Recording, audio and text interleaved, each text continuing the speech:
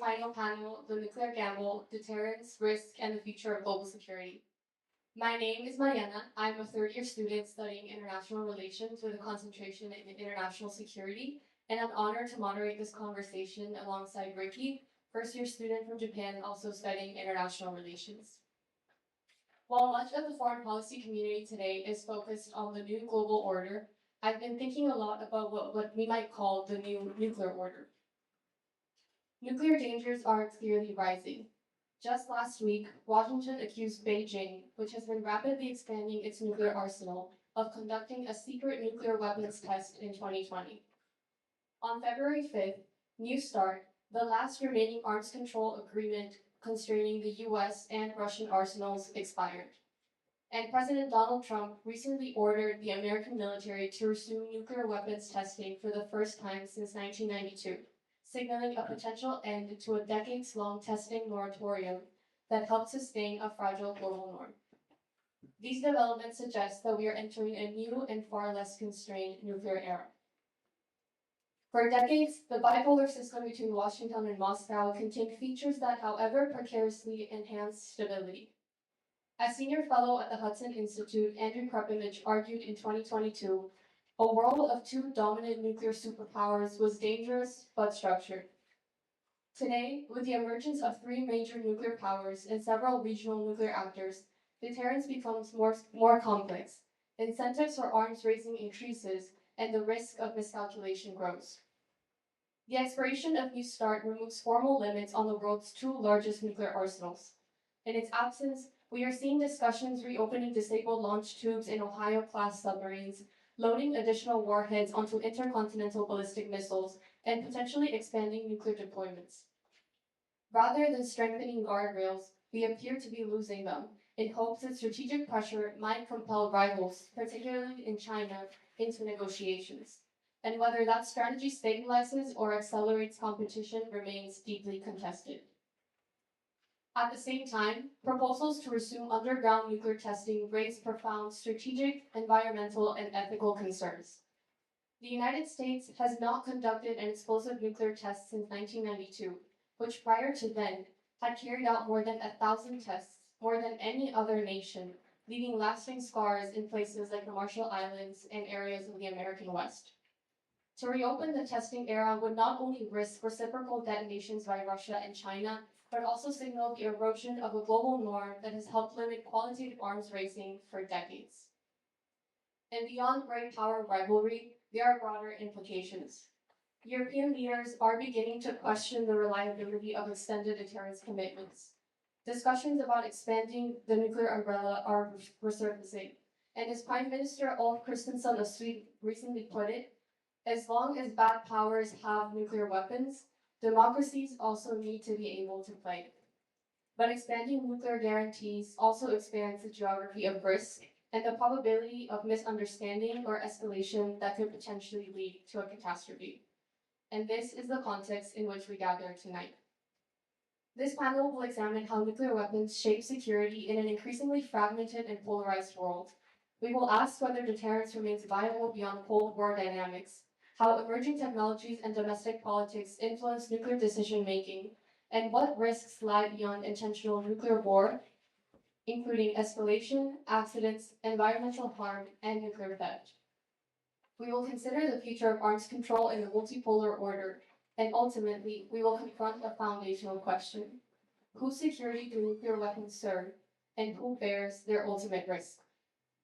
This evening, we will begin with 4-minute opening statements from each of our panelists, and I will then guide us through a structured discussion alongside Ricky, in which each panelist will respond to a series of core questions followed by a time for audience Q&A. With that, let's continue to the opening statements from each of our panelists. First off, I'm honored to present Professor Haruka Murakami Wainwright, who is an assistant professor in the Department of Nuclear Science and Engineering and Civil and Environmental Engineering at MIT. Her research focuses on environmental modeling and monitoring technologies with a particular emphasis on nuclear waste and nuclear-related contamination. I apologize for getting here late. I'm the closest person in this panel. I'm from MIT. Apologize, there was more traffic than I expected. So as Ricky mentioned, my research is about environmental science. I don't do policy aspect of nuclear weapon, but I work on storing groundwater contamination at nuclear weapon sites.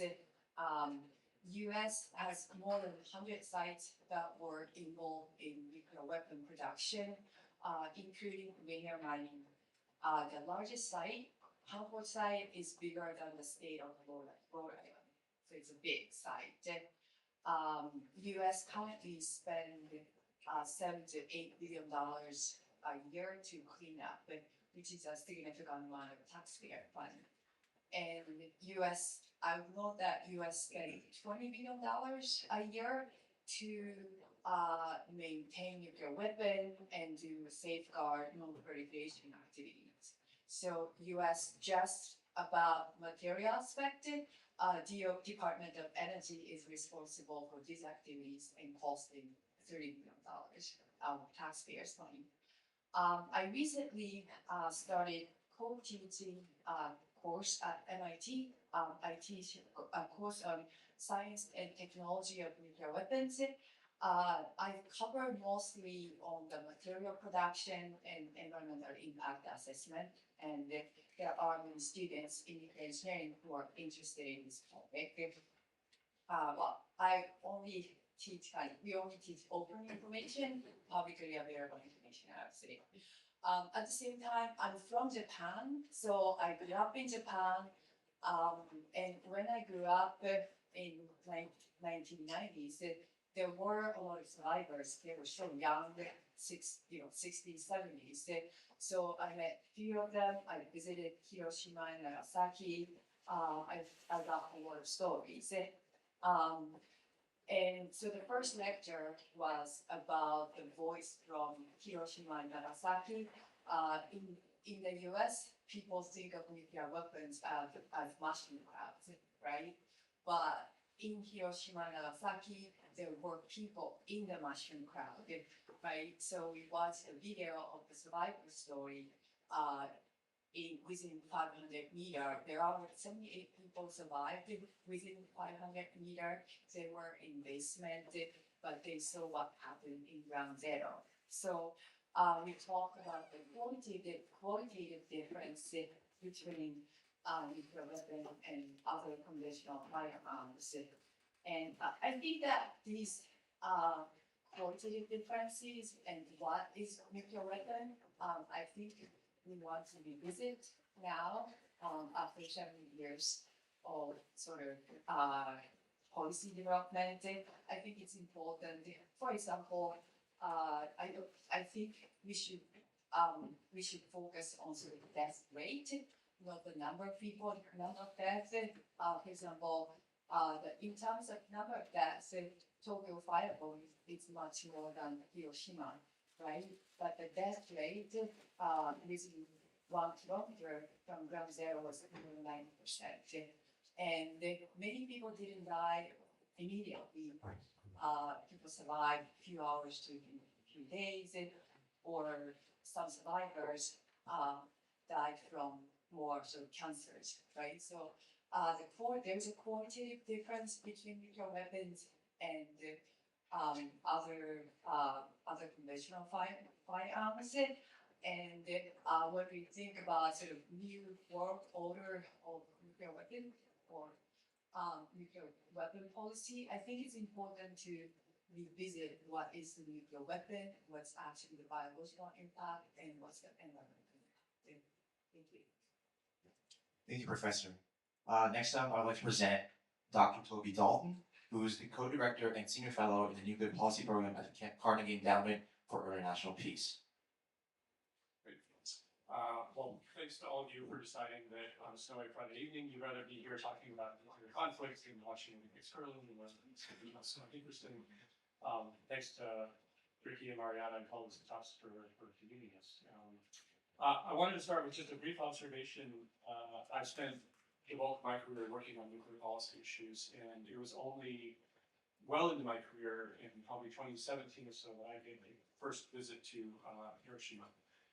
And I think for anybody who works on these issues, it's really important to find ways to make your interests concrete at a time when things can be very abstract. And nuclear weapons are very abstract. Visiting Hiroshima or Nagasaki makes it a very concrete experience, and it's a very effective experience. And so I'm fortunate to have had that opportunity and would encourage anybody to make that trip. I wanted to offer three sort of opening observations, largely in response to Mariana, what you laid out in your sort of cataloging of the risks that we see in the world. And the first one is, I think we're now kind of confronting this expansion of interest in nuclear weapons. More countries, obviously the states with nuclear weapons are building more of them. It does raise this question about what is the power of nuclear weapons today? What are they doing for us? For the countries that have them. What do they deter? If you look backwards, that there has not been additional use of nuclear weapons since 1945 tells us something, right? So in a world with states with nuclear weapons, we say, okay, nuclear weapons probably deter the use of nuclear weapons. I think that's a fair conclusion. There are people who say, well, actually, it's there's a tradition of non-use, or sort of taboo. Neither Tonnenwald's Brown has done a lot of work around that issue, around the idea of a taboo, that makes it very more difficult. But I think that there's sort of a raw deterrence power. But what about below that? And here I think there's actually a lot of contested theory. Fortunately, it's theory, it's not practice. We have a lot more practice in using nuclear weapons. But there's a lot of contested theory. So clearly, nuclear weapons possession does not deter other kinds of conflict, not between major powers. So during the Cold War, yes, the US and Soviet Union did not go to war. The US and China did not go to war. Go to war after they all possessed nuclear weapons. But it did prevent wars on the periphery that in much of the rest of the world, through proxies or otherwise, was horribly violent. And it would cause lots of deaths and casualties.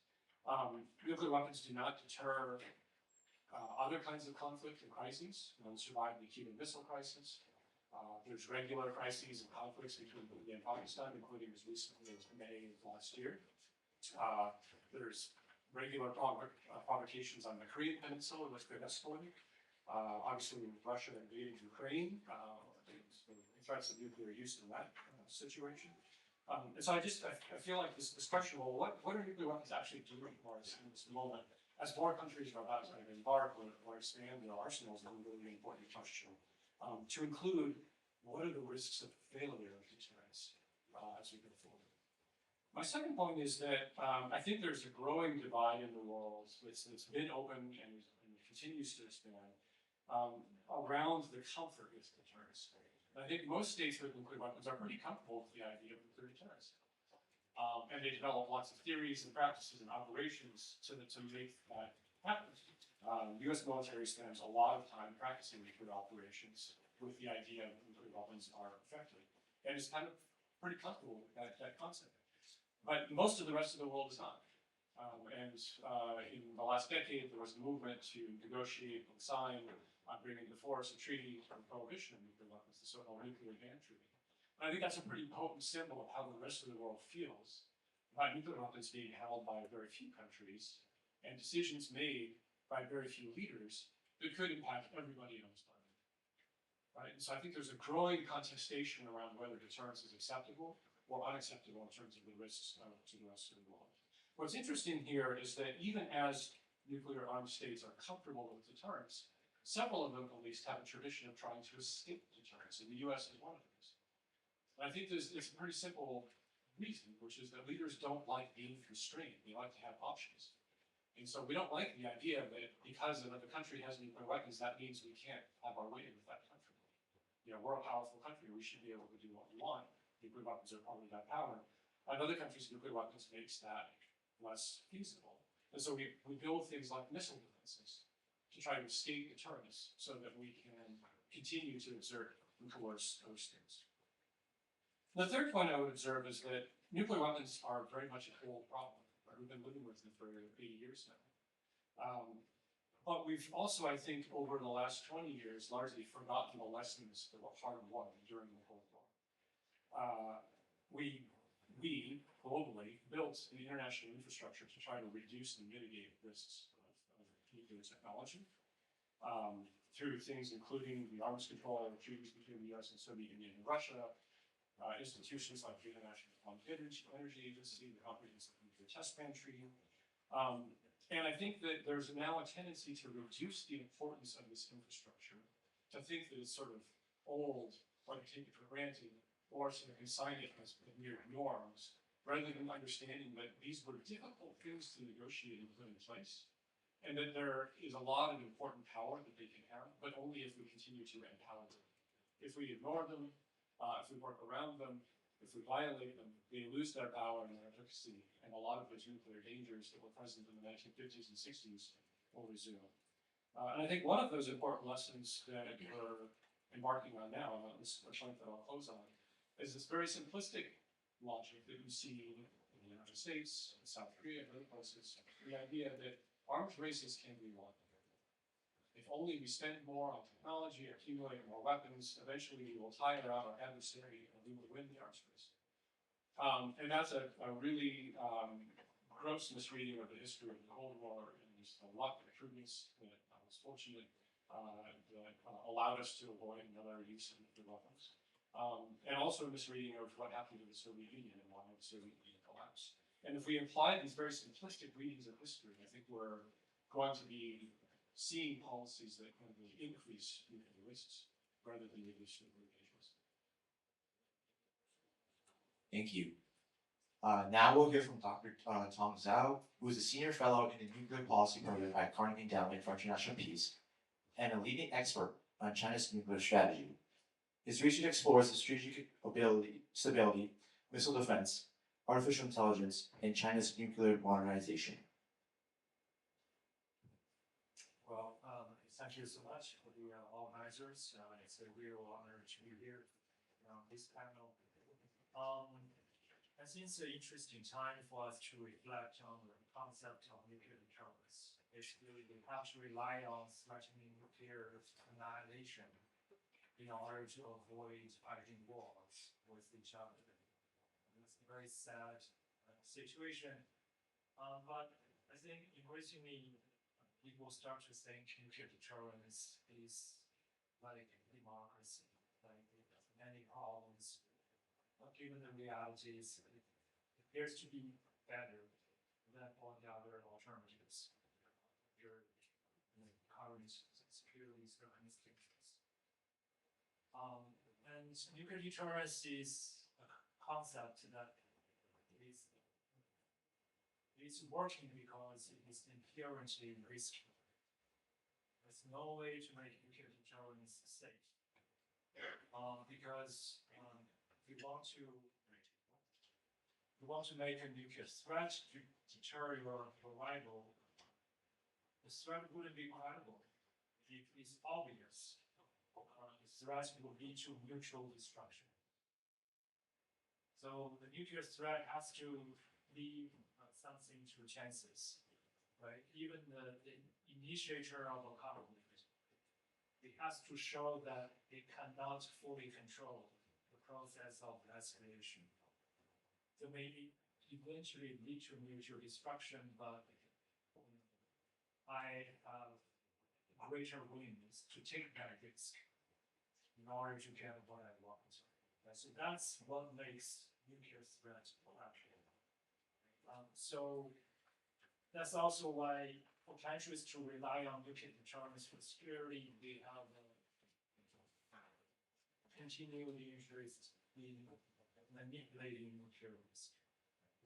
Always want to project an image that I am more willing to take greater risk than usual.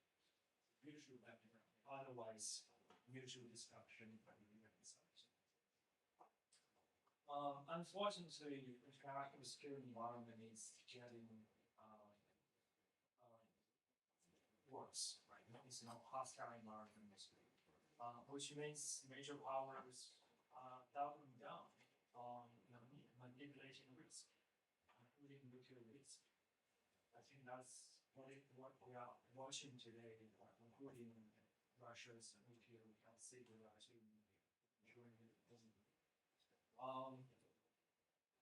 but the concept of nuclear deterrence that we have to rely on threatening nuclear annihilation to maintain basic peace. It is supposed to be a temporary solution to international problems, right? At the early stage of nuclear age, countries recognized that while we have fundamental disagreements, major problems between ourselves, we couldn't resolve them overnight, so we rely on nuclear deterrence to maintain peace for the short term, so that we would have time to resolve our fundamental disagreements. Like that's what nuclear deterrence was supposed to be. It's supposed to be a temporary solution to buy time. To the point that if we can use the time wise and effectively reduce our fundamental disagreements, we may not get to a point where we no longer need to rely on mutual nuclear destruction to maintain peace. But history hasn't shown that as a likely result after decades of relying on nuclear deterrence. Major powers haven't shown major progress in resolving their fundamental disagreements. If anything, their disagreements are growing. And that prospect of resolving our fundamental disagreements is only even less promising in today's environment, leaving an even more polarized information environment, even in its domestic context. People from the right, people from the left, they increasingly different threats. They see each other as too crazy, they don't believe in persuasion to change the other side's mind and beliefs. And internationally, right, under the current US administration, the very concept of rules-based international order is being downgraded. The US government is now giving less importance. The concept of rules-based international order, which means, stronger can do what they can, and the weaker have to take what they must. If we countries no longer have even a shared vision to build a set of common rules, to settle our disagreements, then the prospect of narrowing our differences are getting even lower. So where do we start moving away from this inherently risky nuclear deterrence strategy? I think that's really the key issue for us today. So I commend the organizers for having this discussion. It's really important for us to reflect on our relationship with nuclear deterrence.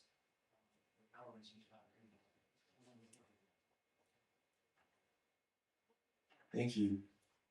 Now we hear from Professor Mikhail Troitskiy, who is a visiting professor and administrator of the Russia and Eurasia program at the Fletcher School. From 2003 to 2022, he held academic and philanthropic roles in Russia, including serving as dean and associate professor at Mikhail University and as deputy director and program officer at the MacArthur Foundation's Moscow office. Okay, thank you very much, Ricky. I appreciate your invitation. Everyone being here this evening. And I thought I'd pivot back to nuclear security, but I think nuclear security was the lead in your introduction. And of course, I'm going to echo much of what has already been said, all those smart ideas. So, so if nuclear security is about preventing the fallout from nuclear materials breaking out into the open somehow, either through unauthorized access to them or through intentional use of those materials for military purposes, then nuclear security kind of boils down to is a function of two things, as far as I'm concerned. First is the quality of governance in the countries that possess, that get their hands on dangerous nuclear materials, including nuclear weapons. That's the first factor. And the second factor is, of course, the intensity of conflicts that these players, nuclear weapon states, essentially are involved in, right? So, if, of course, something, is going on, violent conflict is going on in or around a state possessing nuclear weapons or fissile materials, then, of course, the probability of those materials somehow getting loose or being used, being deployed for military purposes rises. So, and this second factor, which has to do with the conflicts, also has to do with, of course, the lots of nuclear weapons being used intentionally, which for the affected societies also become a matter of nuclear security.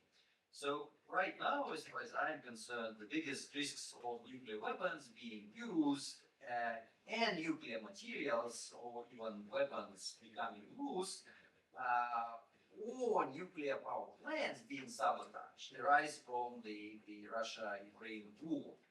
And so you may have heard that at several junctures during that war, stakeholders in Ukraine, in Europe, the United States, and other countries saw the risk of a nuclear strike by Russia so high, as so high, as to warrant recalibration of its policy towards the war. And that is one sort of clear implication of nuclear security concerns, as they are seen today by major powers, including nuclear weapon states. When you feel the odds are becoming higher of nuclear weapons being deployed, you want to do something about it and maybe back down from your policy that you've been pursuing in support of Ukrainians. Now, if we look at nuclear power plants in Ukraine and Western Russia, of course, they can be sabotaged at any moment. The concern was particularly viewed in the early stages, in the lead up to the Russian-Ukraine war, and in the early stages of the war. And it seems to some observers that Russia is now again sort of hinting at that possibility as it tries to strong arm Ukraine to some kind of ceasefire. Who knows, Russia is hinting what can happen, in the war zone, and there's a major nuclear power plant right in the middle of the war zone, essentially on the battlefront. So that's a major risk for nuclear security today, one of the main ones, essentially, as far as I'm concerned. And finally, of course, there's a risk of nuclear weapons, especially tactical ones, deployed around Russia and some close to the front lines. With Ukraine getting loose, and this can happen in a number of scenarios, mainly involving a governance crisis in Russia that can happen under the weight of domestic political infighting or some social or economic upheaval that the manifold economic that the war has brought to Russia. So again, from my perspective, these are the main sort of risks as far as nuclear security is concerned these days. It's either intentional deployment of a nuclear weapon, which will have major repercussions for the nuclear, for the security, food security, and name it of the entire world, but Europe for sure. And then you have this risk of nuclear weapons getting loose, or fissile materials getting loose. There's some kind of a messy scenario in Russia. And then finally, of course, you have nuclear power plants in or close to the war zone. You are also taking a huge risk of something bad happening to them, whether intentionally or accidentally. So that would be the developments that I would be monitoring closely if I were concerned with nuclear security. Contemporary Thank you for sharing your diverse opening statements. With that, I'd like to start our conversation and looking back all the way to the Cold War. Many assumptions about deterrence were developed in a bipolar Cold War context. And today, with multiple nuclear actors and shifting power dynamics, does deterrence still function in the same way, or has it become more fragile? We've seen two states voluntarily give up their nuclear weapons, such as Africa and Ukraine. So, what lessons do those cases offer to states expanding or reconsidering their arsenals? Do they challenge the idea that nuclear weapons are indispensable for security or status? Anyone can take the question.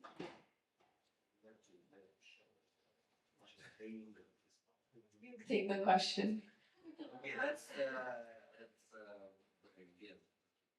try to negotiate. We try to give directions to the panel chair. I think now we sort of pivot back to the Terrorism discussion that we had at the outset. I think compared to the time of the Cold War, Ukraine, that now more diverse tactics is now available to test the red lines backed up by traditional nuclear deterrence and threats that give some chances.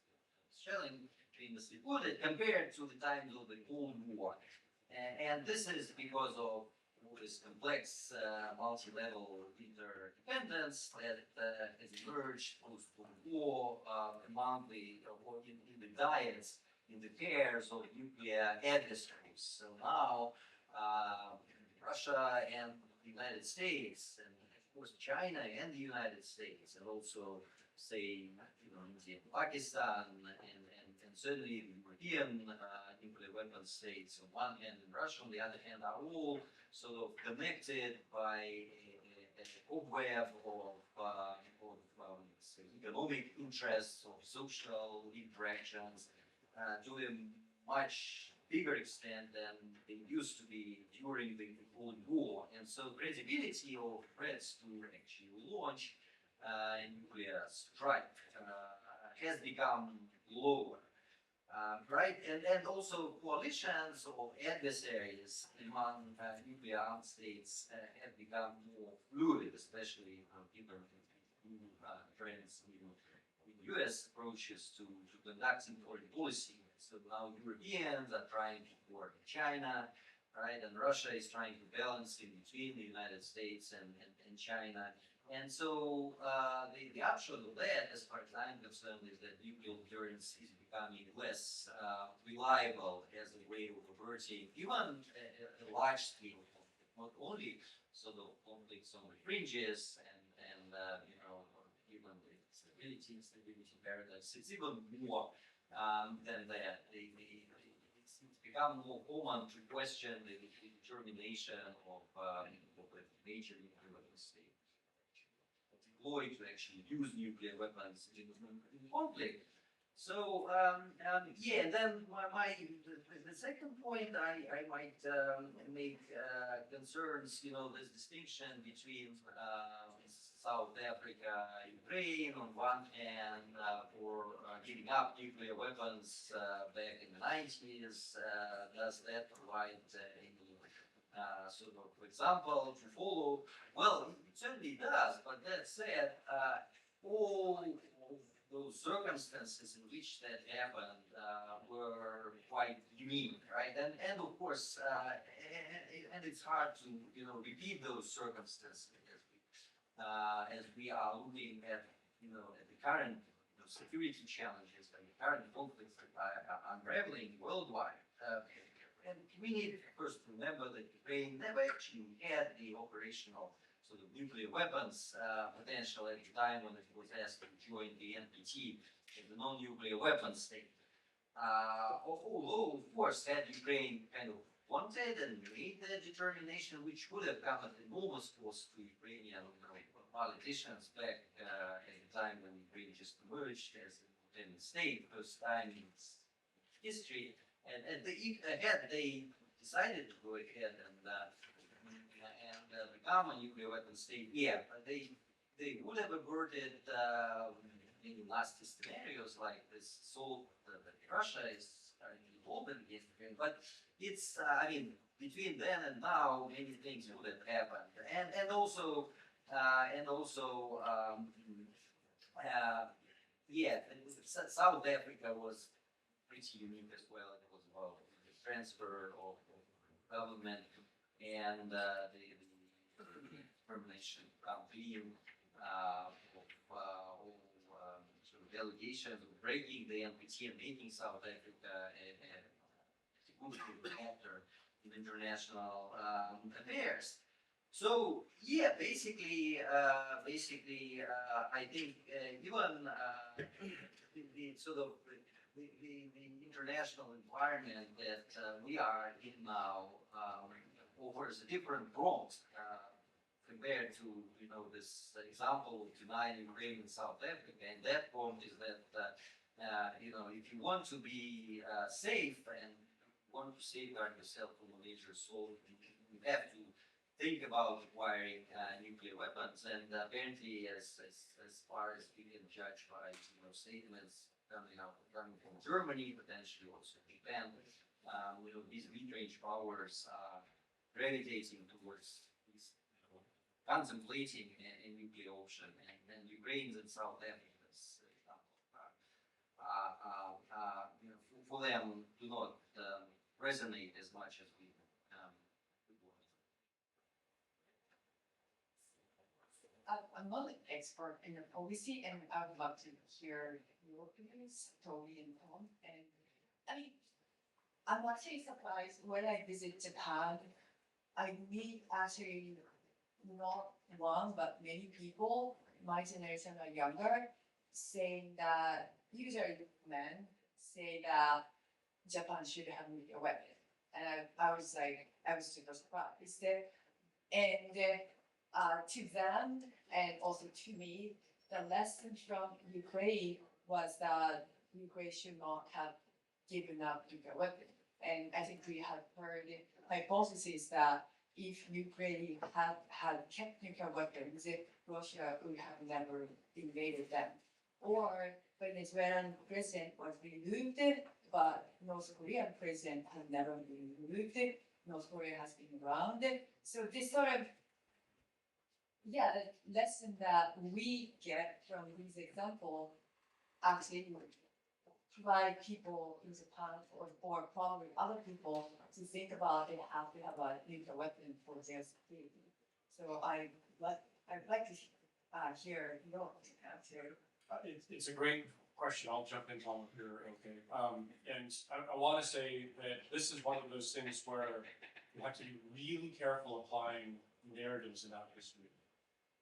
This idea that Ukraine gave up nuclear weapons and that was the direct antecedent for the Russian invasion is ahistoric and wrong. There's a great book written by Mariana Bajarin, a colleague of yours at MIT, about Ukraine's nuclear history. And I think the counterfactual is very difficult, but I think there's a reasonable case to be made that had Ukraine and the leaders at that time tried to retain nuclear weapons and take control of them from Russia, because it was Russian soldiers that were controlling them. Ukrainian leaders at that time perceived that Ukraine might not have survived as a nuclear state. I think that's one of the narratives that comes from the book, is that this was an either-or opposition. You can be a non-nuclear state, or you can risk your sovereignty by trying to keep it. And that was not a straightforward decision.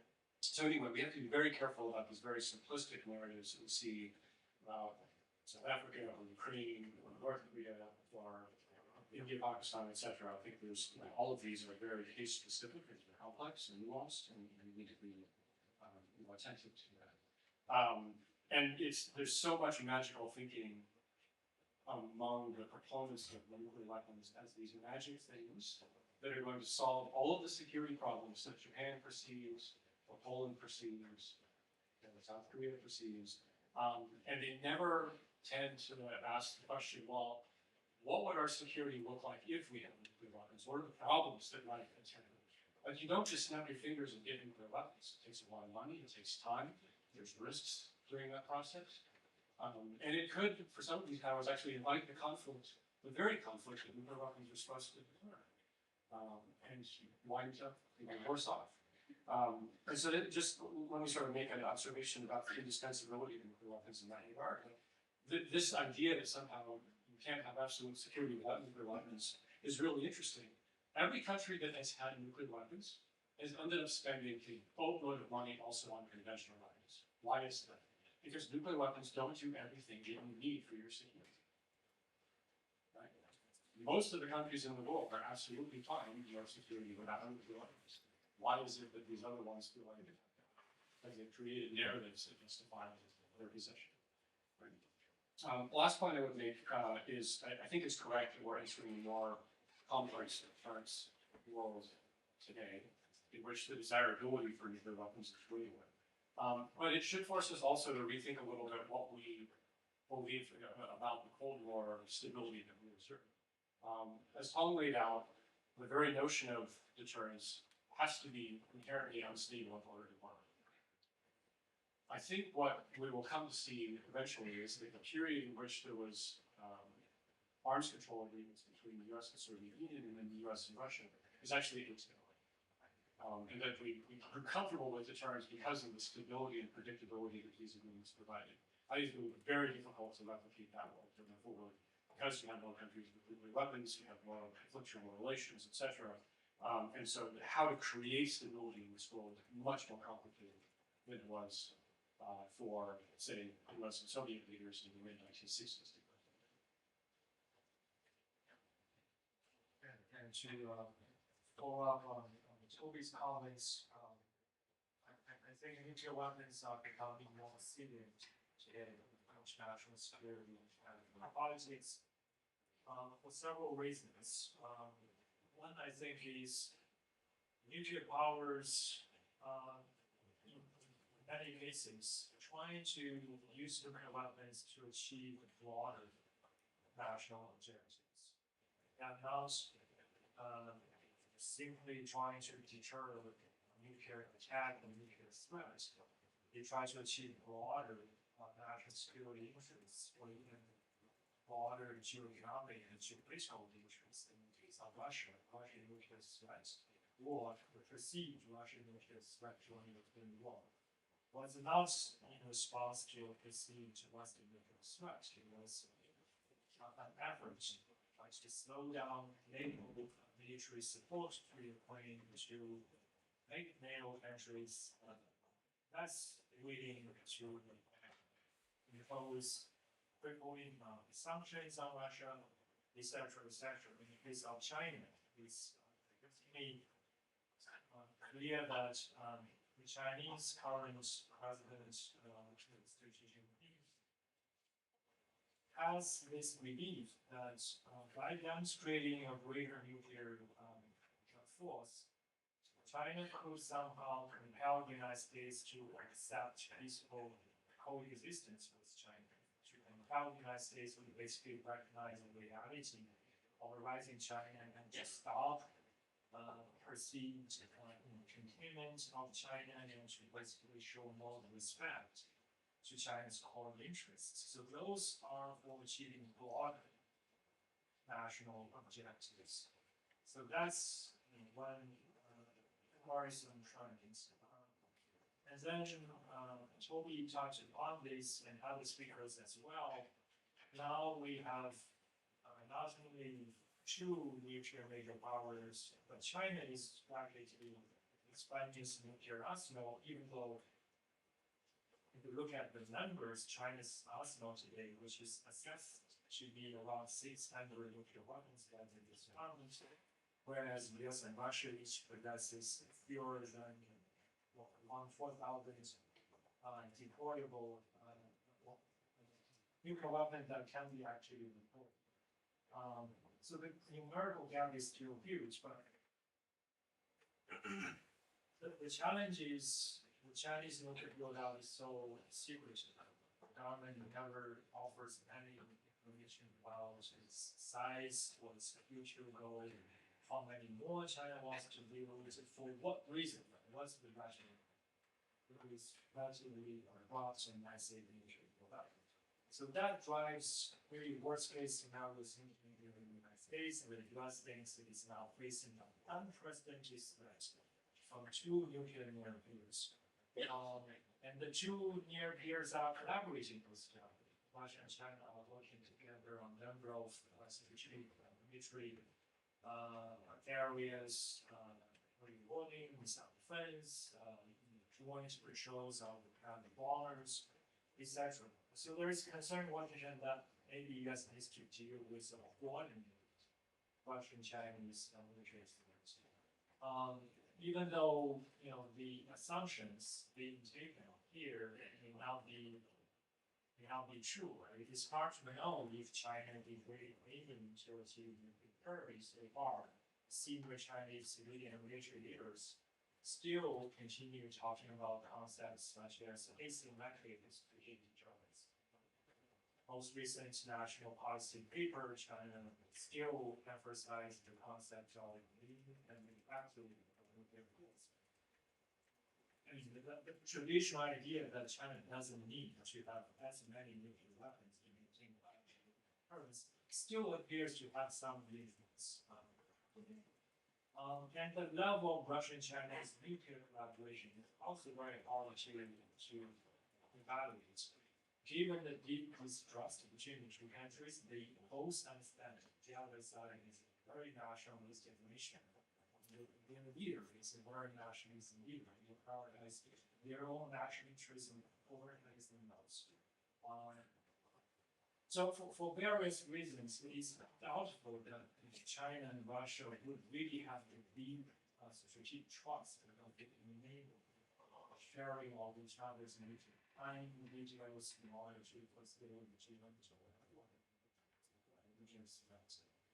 But worst case scenario thinking is always driving national action. So the threat, the perception of two nuclear peers with close collaboration relationship is quite encouraging reaction, which means we are likely to see after the treaty U.S. efforts to upload the nuclear warheads to missiles or try to build more nuclear weapon delivery systems.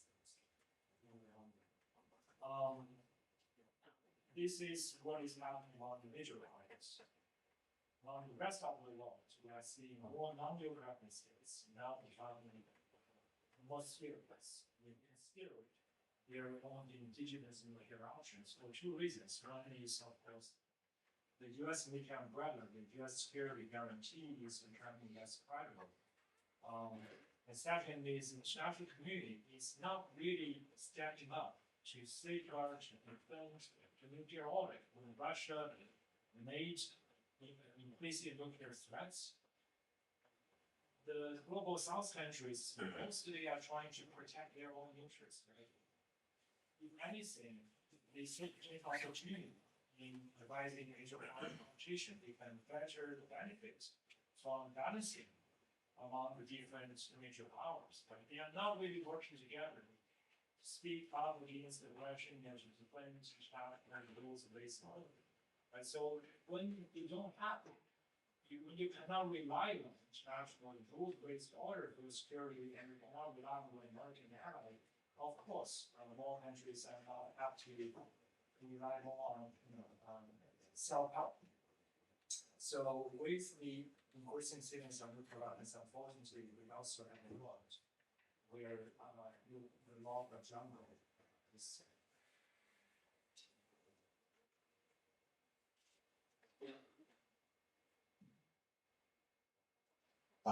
Thank you. I think that's a good kind of transition into our second question about potential risks. So beyond intentional use, how should we weigh risks like miscalculation, accidents, environmental harm, and nuclear or radiological theft? And our current security frameworks equipped to manage these kinds of threats? How much of nuclear policy reflects strategic logic versus political pressures? Ultimately, who bears responsibility when things go wrong?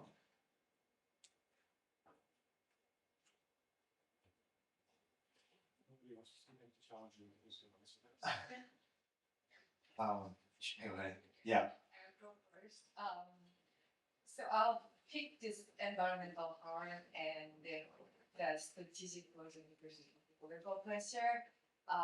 Well, I hope that strategic logic is there, but it seems that a lot of political pressure happens. And then, for example, in the course that I teach, students actually ask good questions.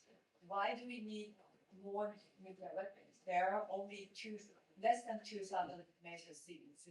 Why do you need like 1,000 or 2,000 nuclear weapons? And also, why do you need bigger weapons? Hiroshima was 15 kiloton, and the entire firearm of World War II is 3 megaton. And the biggest nuclear weapon is 50 megaton. The biggest nuclear weapon, 50 megaton, is much more than the entire firearm during World War II, right? Why do we need it? I think that sort of question that it's a good answer, but I think that it wasn't the question during the Cold War. I think the more the better that people thought, and there was a lot of fear mongering, and there was a fear mongering due to sort of more sort of making money. I mean, the nuclear weapon industry was really big. The estimate of how much money the U.S. government spent on production of just material is $5 trillion in current value.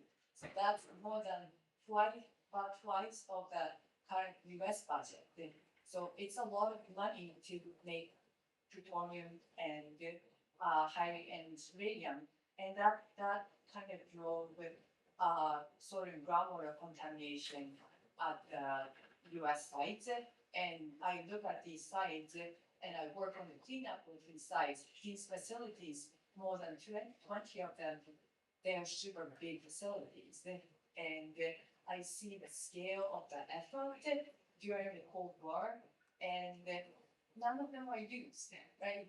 I mean, it's good that not nuclear weapons was used, no nuclear weapons used during Cold War, at least were not used. But I feel like in terms of investment-wise of the taxpayers' money, making so many nuclear weapons, was it wise? Was it just political pressure? That's a big question. Maybe I can pick up from there and focus specifically on accidents and inadvertent escalation aspect of this. So I've spent a good chunk of my career working in the U.S. government, and in 2008, 2009, I was posted at the U.S. Embassy in Pakistan. So I spent actually much of my career focused on India and Pakistan. And two things happened recently, like within the last 5 years in India and Pakistan, what I think bring to light the need to think carefully about accidents and the potential for escalation. So the first was in 2022, there was a missile, an Indian missile, that was being serviced and accidentally launched. And it followed a preset trajectory that had it fly over Pakistan, and fortunately didn't hit anything. It landed in a field, surprised the farmer. But it could have been much worse, right? Fortunately, that didn't happen during the conflict. It was an isolated incident. It was not interpreted in Pakistan as an attack. It was clear that it was an accident.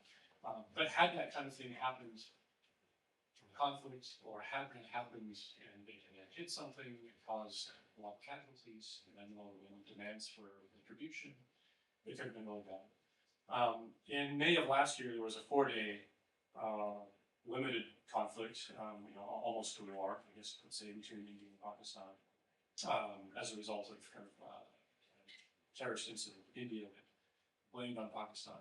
And in that one, you had a number of thresholds of conflicts that were crossed, including the use of cruise missiles fired on each side and military bases at the end. And during that period, there was a rumor that an Indian missile had hit a Pakistani nuclear facility and that it had caused radiation. And this rumor is sort of still a little bit in play. I think there was never any proof of radiation. That was clear, but there still is sort of lingering rumor that the Pakistani nuclear facility might have been. specifically Soviet storage Pakistan nuclear weapons. That's really dangerous, you know, and particularly for a country that has a relatively small nuclear arsenal and is worried, like they spend a lot of time worrying about protecting that arsenal. To think that that arsenal might be under attack, that's the kind of thing that could provoke fear of a disarming effort that would then drive you to want to use those weapons to prevent that. I think this is a sort of use or lose pressure in the conflict. And so these are real issues. This isn't abstract. There's a great book that was written by a Stanford professor named Scott Sagan called The Limits of Safety, and it catalogs many accidents that befell the U.S. nuclear weapons program over the years. And I think, you know, his accounting of these accidents and the likelihood that other countries with nuclear weapons have suffered similar things is just, they haven't been as transparent about it. You know, this is a real risk that we could end up with nuclear weapons being used not by choice, but because of a series of events that leaders don't have control.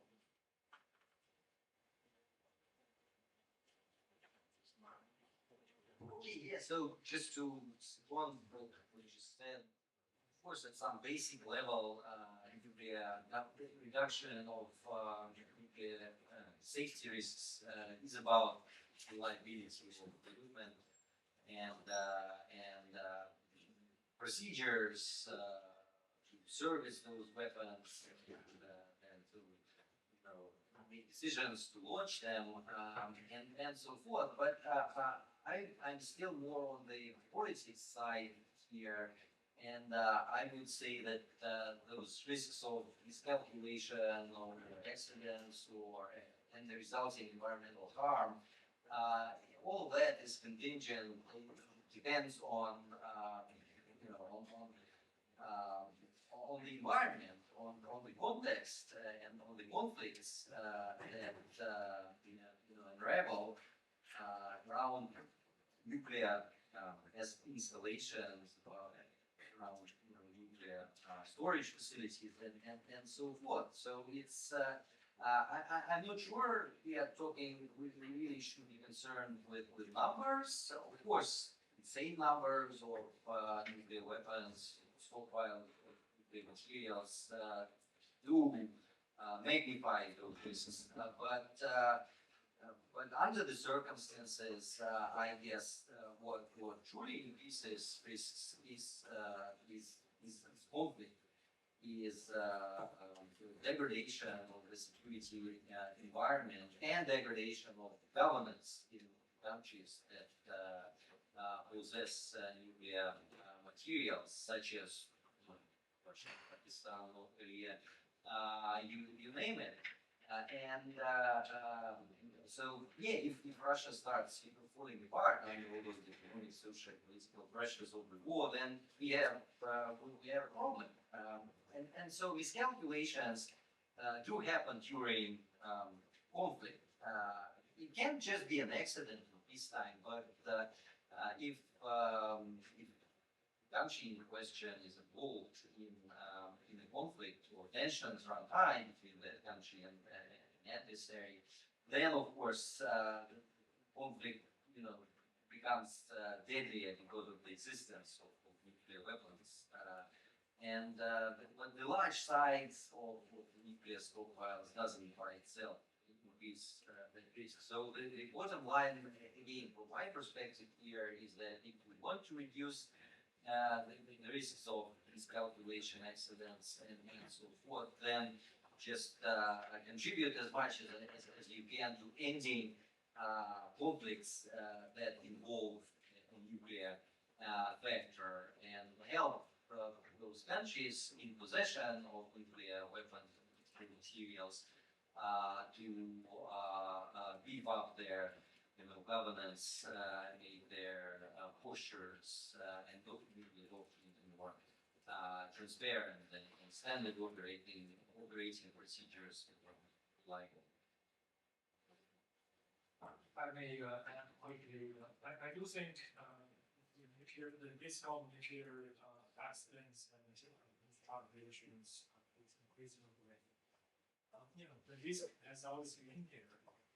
during the Cold War. Since the Cold War, U.S. and Australia or much of one. Basically, we each have early warning sensors that can detect incoming enemy strike. So now we give the visual leaders about 10 to 15 minutes. They immediately launch nuclear retaliation before enemy nuclear weapons being applied and destroyed. And throughout history, we have the number of the fourth armies. Unfortunately, those didn't lead to actual retaliation. But today, I think the one China is joining this club, and for two, we have new technological environments.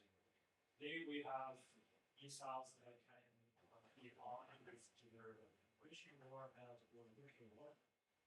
So our annual early warning system tell the nature of coming missile strike.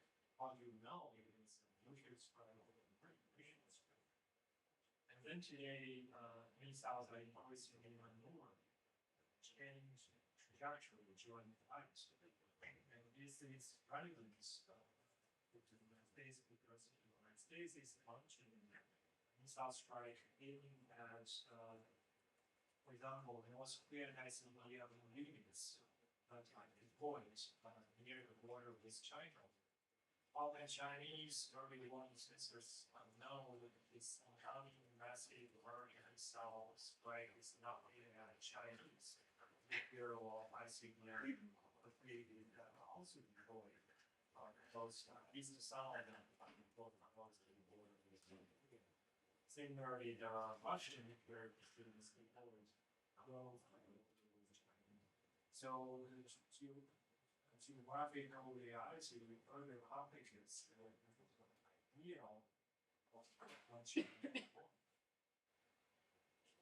and also the short time frame increases the perceived need to rely on AI to quickly process data and help decision makers to make quick decisions.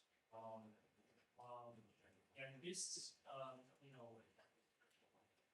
is happening at the same time when countries like China, the military is relying on deceptive military tactics, confused enemy sensors and early warning systems. Chinese water force practice efforts to set up false infrared signals to mislead enemy sensors.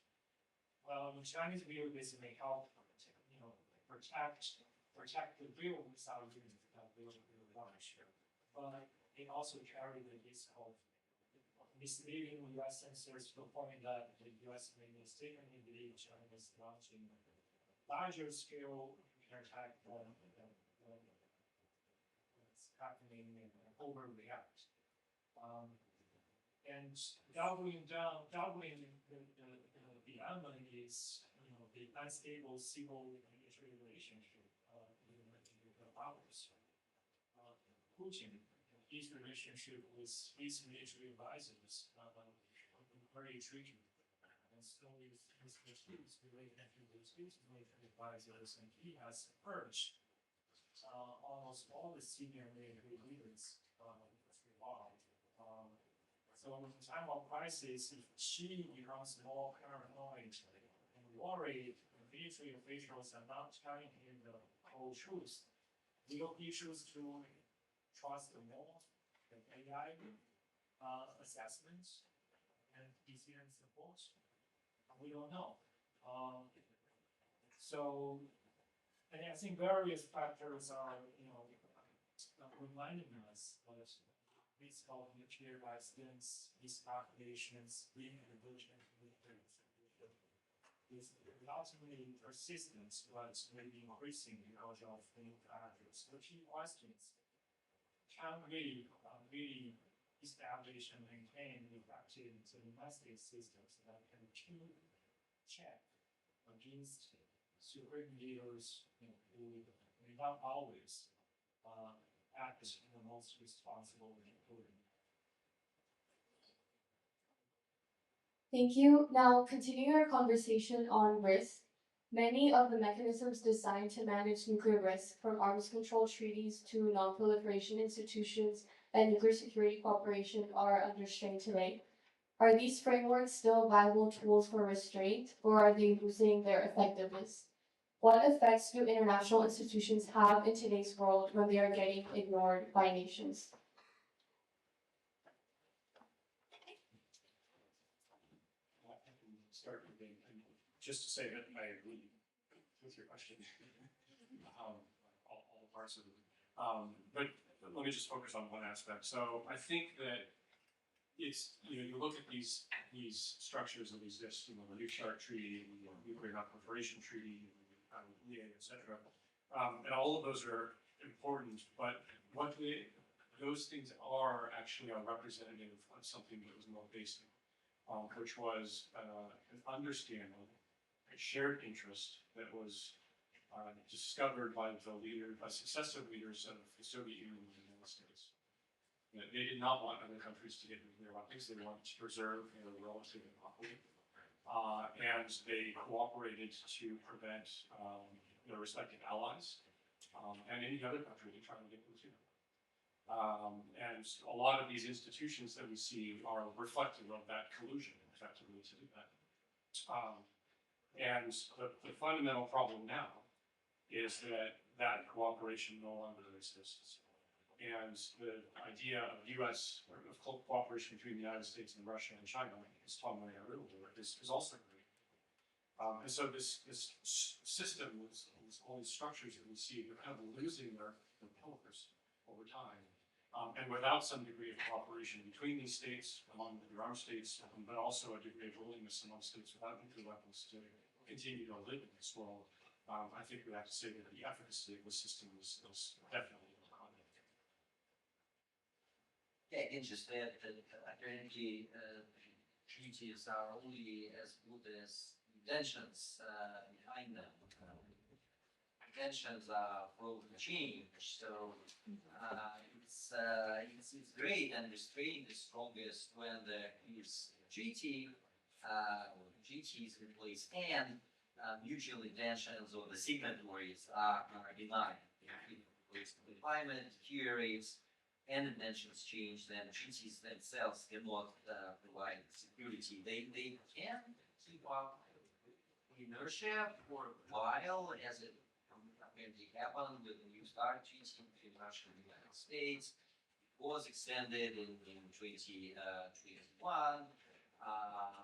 but it completely fell apart. And the obligation to actually negotiate a prolonged treaty that was integral to that was never met by Moscow and Washington. And so for a little bit of time, institutional inertia based on those treaties and the status arising from compliance for them can keep the system up. But then, as we see now, treaties just fall apart. And the same might happen with the Comprehensive Test Ban Treaty. Still, it's not looking dead, apparently, hopefully. And so we are at a time when institutional inertia is at work, so that it was to China and the United States and others to start resume nuclear testing, and China wouldn't accept that, despite US allegations that tested explosive device in 2020. Right? So it's still a matter of sort of good standing within the international community. But if push comes to shove, when there's rhetoric gets heated about the need to resume testing to protect nuclear weapons, then nothing can stop those in possession of nuclear weapons and others potentials would be nuclear weapon states from strapping effectively, much as polishing city needs. And then the same applies to the moment when arms control is being negotiated. So I guess, as far as I'm concerned, you can only make such deal if you want to collaborate beyond, matters of arms control and nuclear security. If there's no such willingness, negotiations get stalled. So it requires plenty of political momentum to get such things done. And so short of whenever politics is right, we can pull it off and we can keep it up. But whenever this climate of cooperation here with conflicts set in, nuclear arms control treaties might people, counter safer. I will jump in here. I really like to international regime that rely on formal agreements, including treaties, nuclear conflicts, that is breaking down. One reason is we cannot accommodate new actions. Nuclear treaty is between US and Russia. The reason the US decided to let the treaty expire is because of China.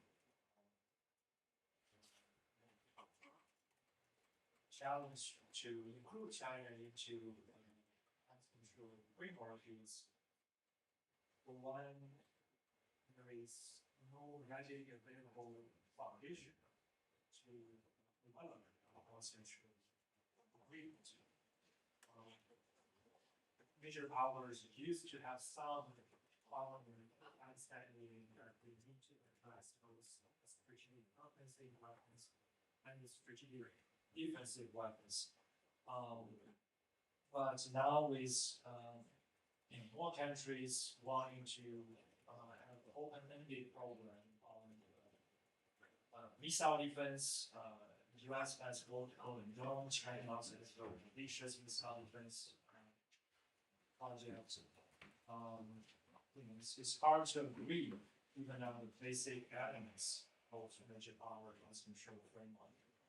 And in a Chinese case, when the current nuclear buildup is really driven by the political leadership's interest in broader policy leverage on nuclear weapons, and when China is in the middle of this nuclear expansion with infrastructure being expanded,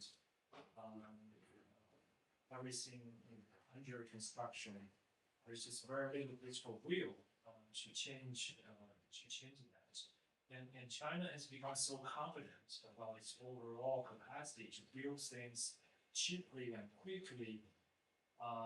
There is no detectable sense of concern in Beijing actually about arms race in both United States.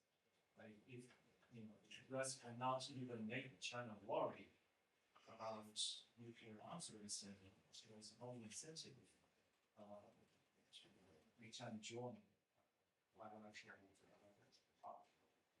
I would argue the greatest hope, the greatest risk and hope is at the regional level after the termination of the Intermediate Range Nuclear Forces Treaty, the INF Treaty.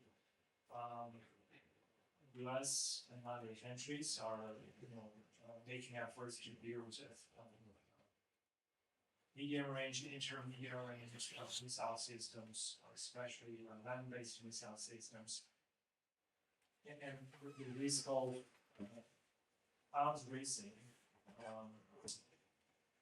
focusing on theater-range missile systems, it is real, especially in Asia Pacific, but also in European theater as well. The Russian development of the Eurasian missile is causing a lot of concern and reactions from European countries. But that's also what makes countries like China worry. China worries about US development and deployment of such missile systems to the Asia Pacific on US allies' territories. So I think that creates some potential hope for mutual compromise. NPT, the most long-standing non-proliferation treaty is also under threat because major powers increasingly accommodate their friendly countries' efforts to pursue sensitive technologies. Russia and China have basically accepted North Korea's de facto nuclear program, and the United States there are more voices today than before that support the concept of friendly proliferation that would allow US allies like South Korea and Japan to pursue indigenous nuclear options. So most people think, given this reality, the most realistic option is to pursue risk reduction through transparency, through promise building measures. And one example is people think major powers should offer missile pre-launch notification to each other to avoid misunderstanding. And even this low-hanging fruit issue, it is very difficult to reach formal agreements. These countries have various concerns about leaking state secrets, allowing others to spy on their missile testing, etc. But the hope, I think, is if we can raise enough awareness in the rival countries. In China, for example, after many years of expert dialogues, engagement, I think many Chinese strategies start to recognize there is benefit for China to offer missile pre-launch notification to rival countries to avoid these understanding and emerging escalations. So we started to see China doing voluntary so even in that case, I think that's perhaps good enough, right? We don't necessarily have to rely on formal agreements. And countries can recognize the inherent risk and take international measures to reduce the risk. Maybe that's a world we can do this. Thank you. Really transitioning to our final question that we have. Question is, nuclear weapons are often justified in the name of national security. But in practice, who benefits most from their existence and which communities, domestically or globally, absorb the environmental, political, and humanitarian risks? As we look to the future of global security, what would a more accountable and equitable nuclear order look like? And is that realistically achievable?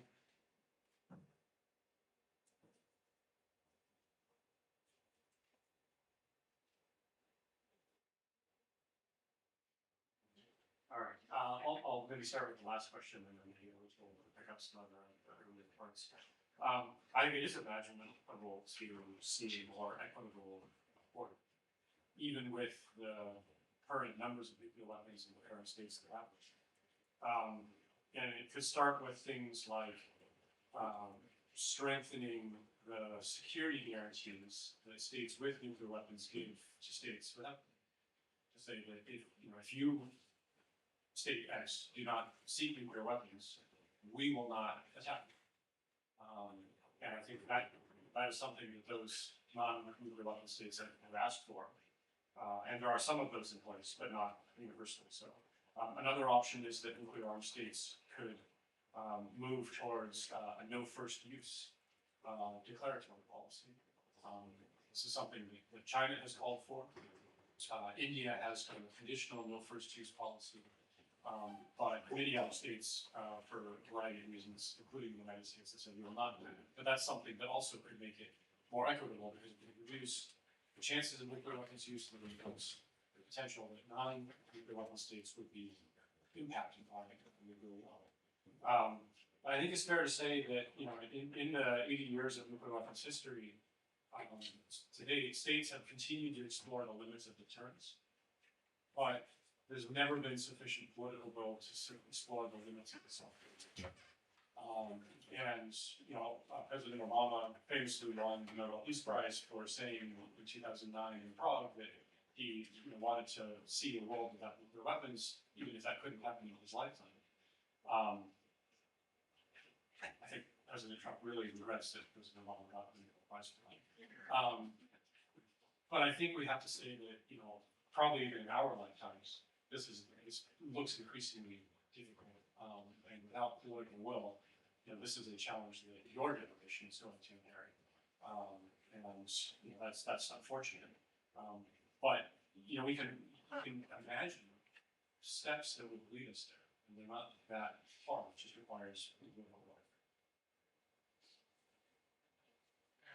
To build on that, to answer your question, I think yes, the costs are often borne by ordinary people. In the case of China, if I recall correctly, when China built its nuclear weapons during the Cold War, it was a huge expensive program. Right? The entire nation was mobilized to deliver nuclear weapons. I think between 1965 and 1979, more than half of China's entire defense research and development budget was devoted to nuclear weapons. And for those who know, between 1959 and 1962, China has a massive starvation. More than 30 million people starved to death. Think about it, more than 30 million people. The most severe peacetime famine in human history. At that time, the leaders in Beijing, they had a debate whether they should prioritize food and other population need over nuclear weapons, but they eventually decided to press on with nuclear development. So the hidden cost is really huge, and that's often ignored. Another hidden cost is if we consider the most realistic nuclear conflict scenarios today, like over the Taiwan Strait between US and China, is also other neighboring countries that might be severely affected by the nuclear fallout, and their environment, their public health might be affected even though they are no party to a conflict.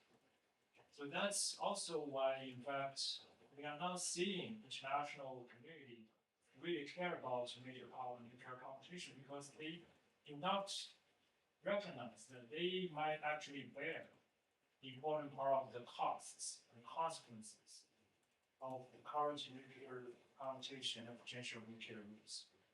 And there is, I think, a UN-sponsored study right now to research the effect of nuclear war. Perhaps that's one of opportunities people can use to better understand the broader consequences of nuclear war. Not only for fighting states, but also for neighboring countries and the rest of the world.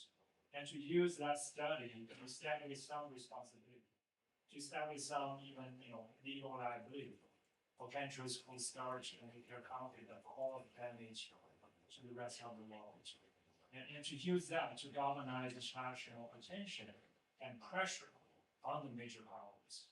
I think that's one of the most hopeful ways to keep the major powers accountable in constant warnings. Okay, I'll just throw in one very controversial line quickly because I think we might be dying already. Again, if someone is concerned about accountability and equitable nuclear order going forward, there's a very good opportunity to actually contribute to that accountability. Again, as far as I'm concerned, the highest risk of to nuclear safety or highest threat to nuclear safety now emanates from the ongoing war in which Russia has repeatedly threatened to deploy nuclear weapons or can implicitly threaten nuclear security accidents here and there. So whoever wants nuclear security, to give up nuclear security and achieve a more equitable order and truly reduce the risks emanating from that conflict should unequivocally, side with or unequivocally condemn what Russia is doing, and that unfortunately is not what we are seeing from many of those who at the same time would advocate an equitable nuclear order. So if a member of the global south, let's say, wants to beef up an equitable nuclear order, the best way now would be to go ahead and condemn the risks that Russia is generating in its war against Ukraine. Just one idea. So I grew up in a country where everyone, well, when I grew up, said we should eliminate nuclear weapons, right? Endowment. But I came here, I work also on the nuclear waste disposal. And once you have plutonium, it's actually hard to get rid of plutonium, right? And also, France, for example, use commercial reprocessing facility to make plutonium. So as long as anyone who knows nuclear power, nuclear technologies, it's not super hard to make nuclear weapons. And also, I mentioned the U.S. government spend like $30 billion a year to clean up the site and also maintain the nuclear weapon. But the initial Manhattan project cost $30 billion to get three or five weapons. And the $30 billion is approximately that amount that some company like Facebook, Meta spent $30 million a year for that glasses, right? So it's not just a country. It could be someone, some companies, some billionaire. If someone decides to make a weapon, it could be possible. So I think it's very important to maintain deterrence and maintain the knowledge about nuclear weapons and their effects. That's why I teach science and technologies of nuclear weapons. And I would like to note that even before Hiroshima and Nagasaki, even before the war ended, physicists, several physicists like Niels Bohr thought that nuclear weapons are actually the ones that stop all the war in the world, because it would deter everyone to start the war because it's so powerful, right? And physicists at that time advocated to open the information about nuclear weapon, how to make it, and now it's somewhat true. I mean, I guess the theory of nuclear weapon is open, right? All the engineering details that are important are secret in each country. So I think it's I'm a little bit pessimistic that disarmament will be very difficult, but I agree with others that we can maintain this sort of deterrence among capable countries, and we can control the nuclear sort of weapons deterrence with levels. That's. Thank you. Next, we'd like to move on to Q&A session. So if you guys in the audience have any questions, please introduce yourself, direct your questions to a panelist, and please make sure that this is on like 60 seconds. So you can have a quick Q&A session.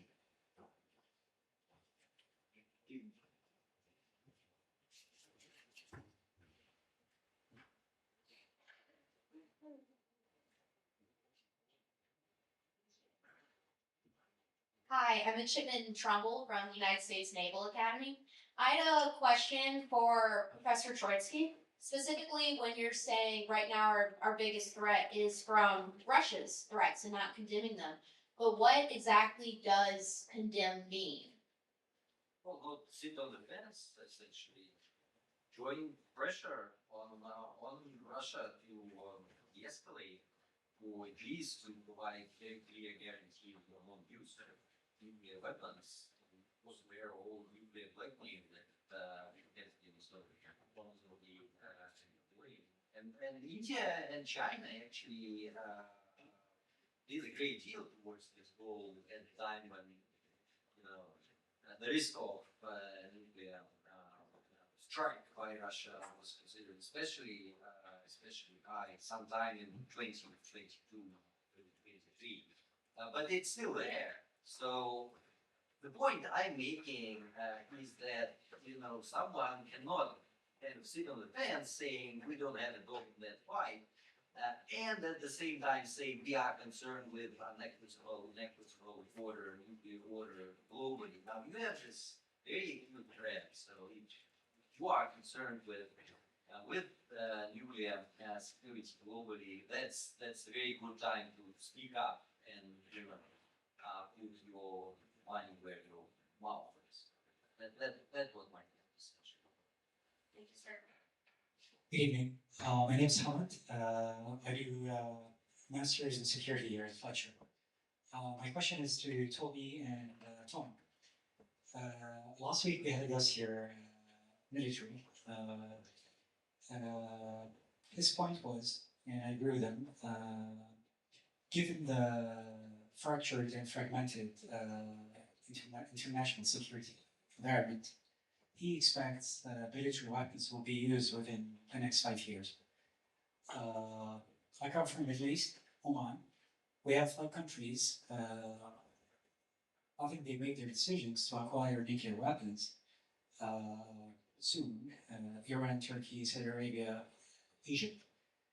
I think we should think of new framework, security and maybe legal, to tackle this issue. What you presented all tonight makes sense, very sensible, but there's a security dilemma which countries have to deal with. Thank you.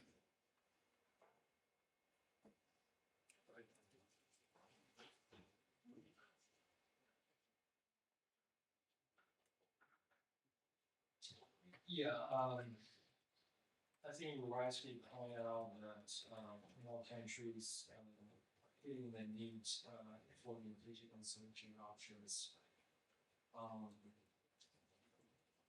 But you know, I don't see how we can establish a new nonproliferation framework that would be different from the current NPT.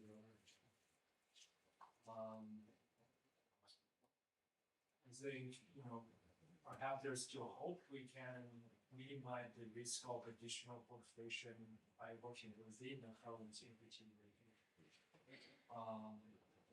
Yes, major powers are increasingly involved in elitist-sized discussions on nuclear proliferation issues. But INPT, you know, the global South countries and others still have an important say. And work together, they could still help uphold the leader of NPT principles. And it's also the emerging checks and balances relationship among the major powers that's creating practical obstacles for additional countries to assume nuclear weapons. Countries that are friendly to the United States, their pursuit of sensitive dual-use technologies will be opposed by China and Russia, and vice versa. So maybe that would provide some important practical level obstacle.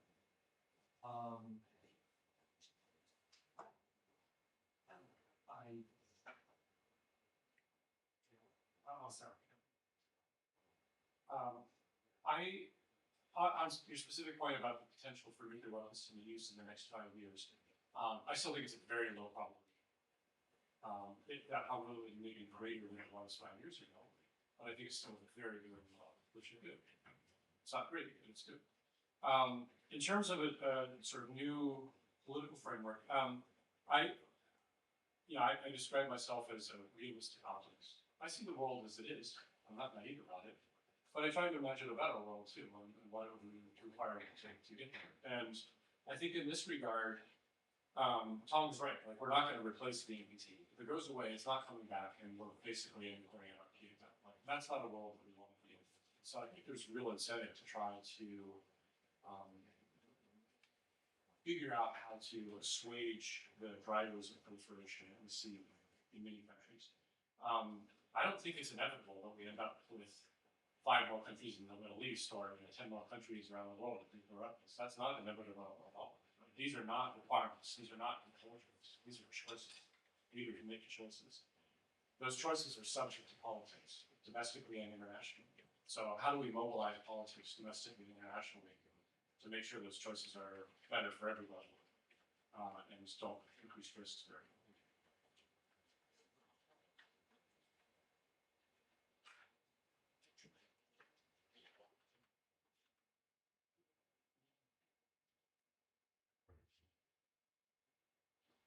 I'm in Jim Class Decide or Naval Academy.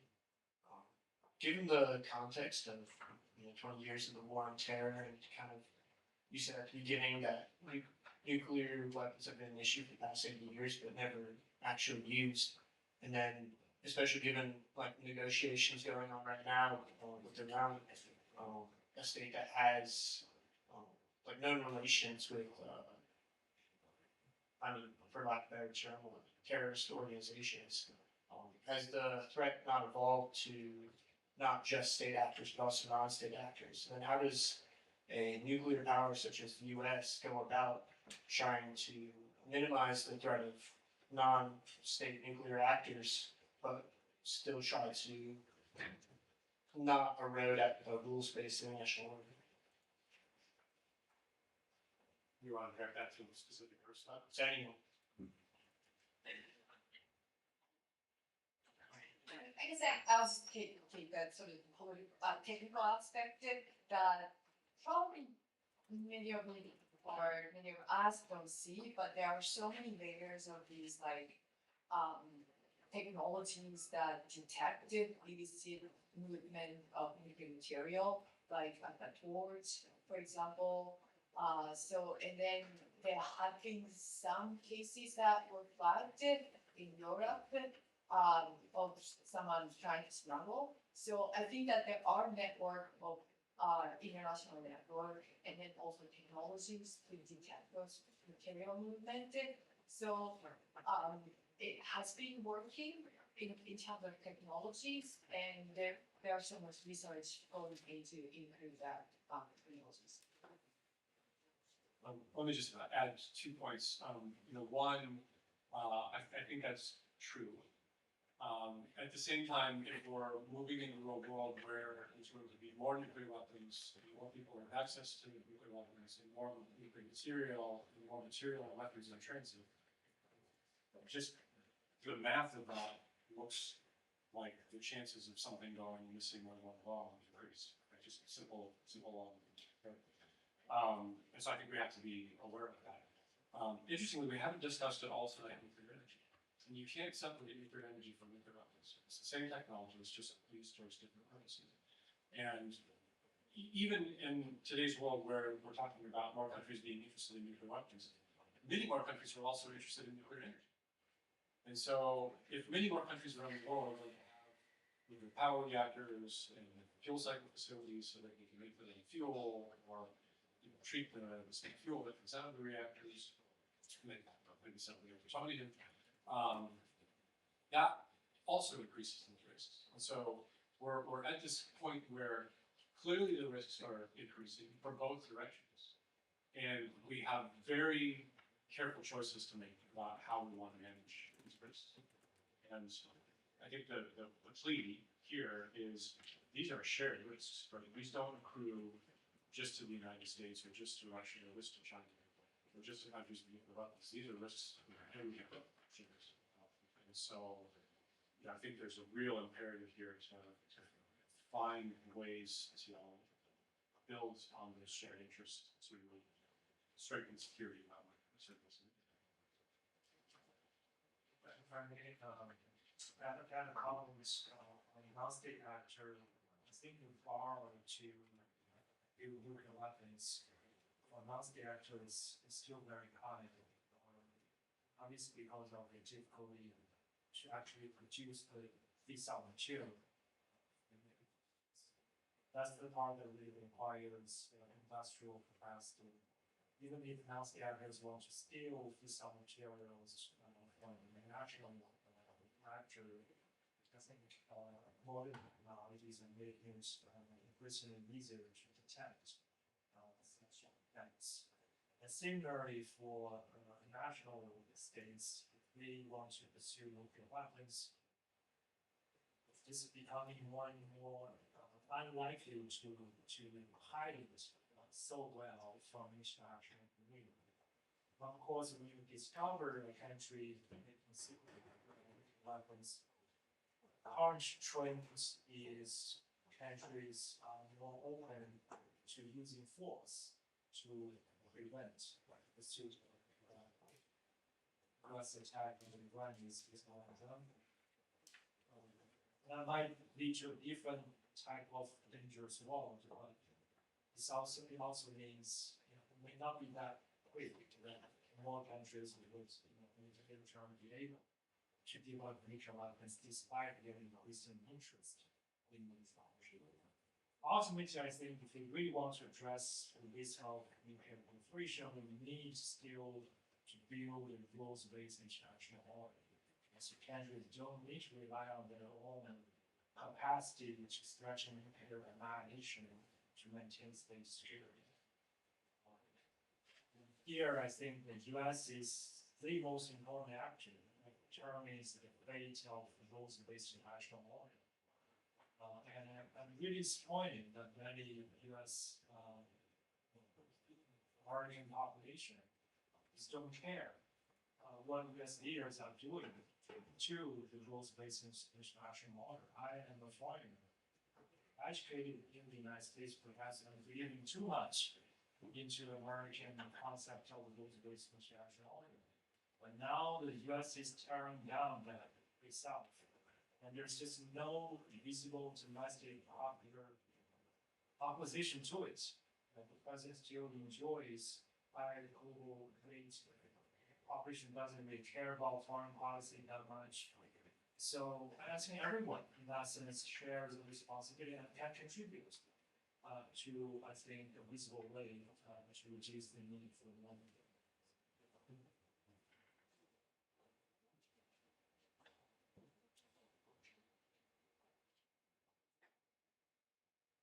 Well, my question is directed towards Mr. Dalton. My name is Mr. Fourth Class Shag. And from my perspective, it seems like these nuclear agreements, there are a bunch of like contracts, treaties, countries don't pull in and on them pretty easily. They're not like really respected. So how can we really ensure that non-proliferation can exist without that hard power of nuclear weapons in the back pocket, and really just only relying on treaties that can be separated and one? I think the question of enforcement of treaties is always there. And under the rules-based system that we've enjoyed for the last that enforcement has come largely through the UN Security Council, backed by militaries of countries that were willing to enforce them by force. And we're kind of, as Tom said, we're shifting away from that. So, if you imagine Germany deciding that it wants to have nuclear weapons, is the U.S. going to use force against Germany? Of course not. But how would we prevent that? Which isn't to say that Russia or another country might use force against Germany to try to stop it. That's not a world that we want to get into, right? And so I think you have to look several steps back. How can you shape the incentives, disincentives, such that a leader decides, it's not worth going down like halfway because my security, we're trying to seek nuclear weapons is going to be worse than the security I have today. and maybe there's other ways that I can strengthen my security without nuclear weapons. Interestingly, a lot of the alliance discussions right now are about building capacity with conventional weapons for better self-defense and deterrence. And that's a viable way to try to assuage concerns, to build more resilience against concerns that the U.S. would abandon its allies. It also then kind of, I think, removes some of that question about, about abandoning treaties and so forth, where you end up in situations where you need proliferation. My question, I'm sorry, first class Sean came from USNA. My question can be directed to whoever wants to take it, but obviously, since we've seen a large departure from, any sort of rules-based international order, and we can make an argument that, it started 10 years ago, but in some ways, you could argue it never really was there. In certain respects, my question is kind of about, strategic ambiguity with nuclear weapons, specifically pertaining to Israel. I think they're a pretty unique example of a country that pretty widely understood to have not just nuclear weapons, but probably a nuclear triad. For, at this point, probably about 50 years. And there's never really been a lot of resistance to that because it's been seen, at least from the West, that they faced, existential threats from several of their neighbors, and it was justified in that sense. Obviously, having nuclear weapons does not serve as a deterrent against non-state actors. It didn't prevent us getting attacked for 9/11. It didn't prevent October 7th through, proxies of Iran. But many would argue that it still does prevent outright attacks from Iran, since Iran's a state, and in theory, you can use nuclear weapons against a state. You can't use them against non-state actors.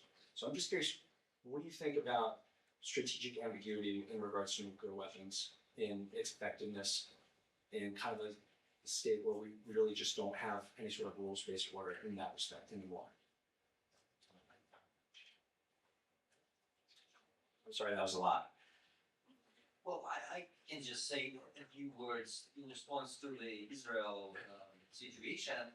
Well, I guess, Israel has been, United States and others have treated Israel benevolently and never truly pulled out on its nuclear weapons program. But as you rightly indicated, it's because Israel never sort of professed any kind of militant ideology or expansionist plans. I mean, of course, in the Middle East or in Palestine, you can argue with that, but at least Israel never, threatened to exterminate another country on ideological grounds or religious grounds and so forth. So that's why I guess it was sort of allowed to stay in this gray zone and ambiguities preserved for anyone's benefit. But in other cases, I guess the international community and the guardians of the NPT regime have been more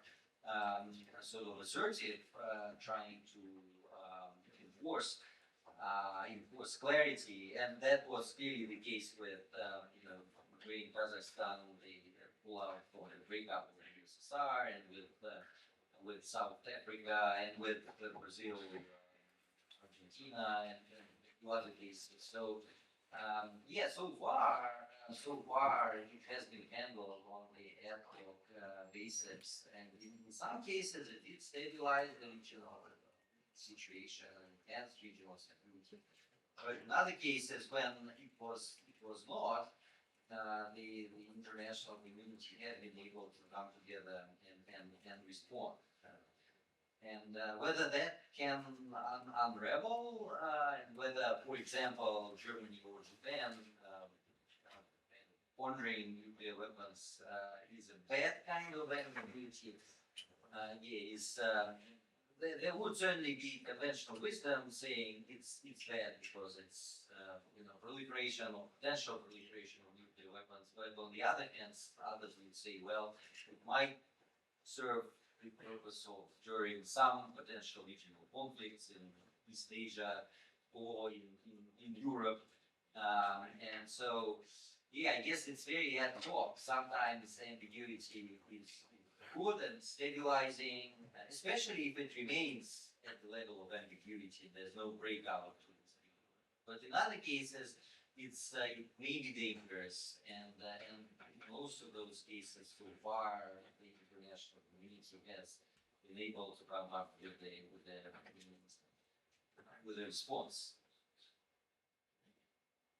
Happy to add a comment. Firstly, on the erosion of rules-based international order, I fully acknowledge that a major responsibility rests with many of the authoritarian states. It's their persistent resistance towards upholding international norms and rules, resisting uncontrolled efforts that eventually, I think, led to many Americans to become more disillusioned about rules-based international order. But still, I think today the situation is very much created by a president who simply doesn't, I think, value rules-based international order. If the United States starts to threaten the territorial integrity of other countries, including allies, it just makes it so much easier for the autocracies to behave even more right? So eventually, I don't see how we can develop a sustainable and viable international security regime without rules-based international order. But on the issue of Israel and nuclear ambiguity, I think it's ambiguity helped Israel reduce international pressure on its de facto nuclear status. But when it comes to national defense, I tend to think Israel now relies more on conventional military superiority rather than the capacity to threaten nuclear war. So in other words, conventional deterrence appears to be more important to Israeli national survival. And nuclear deterrence is more like an add-on thing that is nice to have in the most extreme scenario, but really not that relevant when it comes to practical security threats to Israel. And similarly, I think today nuclear weapons are becoming less relevant in some other areas as well. A major challenge facing the United States is the U.S. is losing conventional military superiority vis-a-vis China, especially in the Pacific fleet. It's not at the global level yet, but in the Pacific fleet. Right, so the mainstream thinking in Washington today is the U.S. should rely on nuclear weapons to compensate for U.S. conventional inferiority. That is simply not going to work because the U.S. Political leaders are becoming less committed to U.S. allies and friends' security interests in regions far away from the United States. President Trump is simply not willing to sacrifice real U.S. treasure and blood on behalf of U.S. allies or friends' interests far away region. That means even if the U.S. is willing to fight a war on allies' behalf with a major power rival, the U.S. somehow loses a conventional war in that scenario. It is really hard to believe that President Trump would be willing to threaten nuclear escalation. So the declining political commitment to allies and friendly countries means it's not credible to rely more on nuclear weapons to compensate for conventional inferiority. But unfortunately, a lot of attention is still devoted right now to how to further strengthen American nuclear capability, which I think is really taking place at the risk of US not being able to foster conventional military deterrence, which really determines the outcome of future major power conflicts.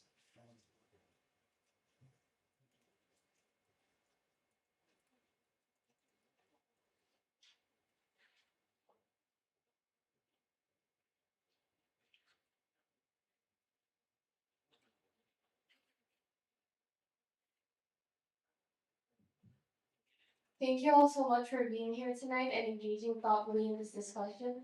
Join me in giving our panelists a round of applause.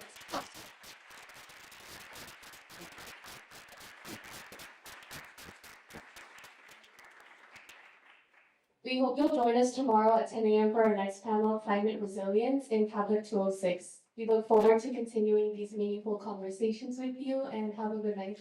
Thank you for being here.